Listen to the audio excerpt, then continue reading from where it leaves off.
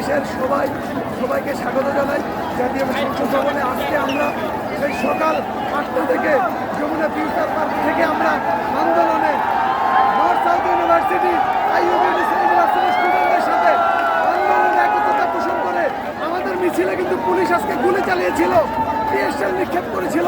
Police আমরা এখান থেকে সেনাবাহিনী আমাদেরকে রাস্তায় সুযোগ করে দেওয়ার পর আমরা এখান থেকে হেঁটে সংসদ ভবনে আসছি।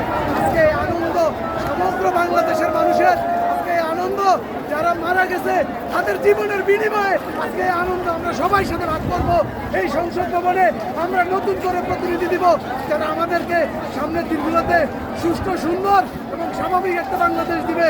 হিংসাত্মক রাজনীতি, এই ধরনের গুলি চালানো, এই দেশের মাটিতে, স্বাধীন দেশের মাটিতে পুলিশ সাধারণ মানুষের মুখে গুলি চালিয়েছে, তার বিরুদ্ধে আমরা আন্দোলন করে সফল হয়ে আজকে আমরা এই সংসদ ভবনের প্রাঙ্গণ পর্যন্ত চলে আসছি।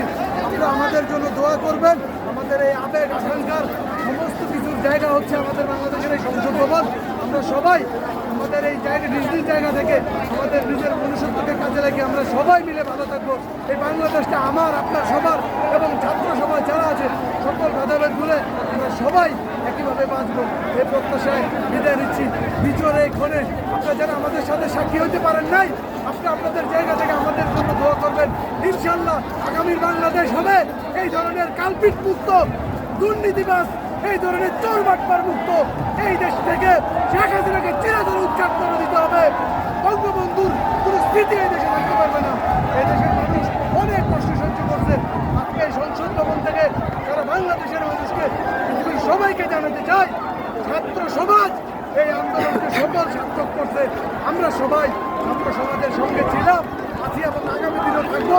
ইনশাআল্লাহ আপনারা সবাই ভালো থাকবেন, আমাদের জন্য দোয়া করবেন। বিজয় হাসি আমরা হাসলাম। আল্লাহ হাফেজ।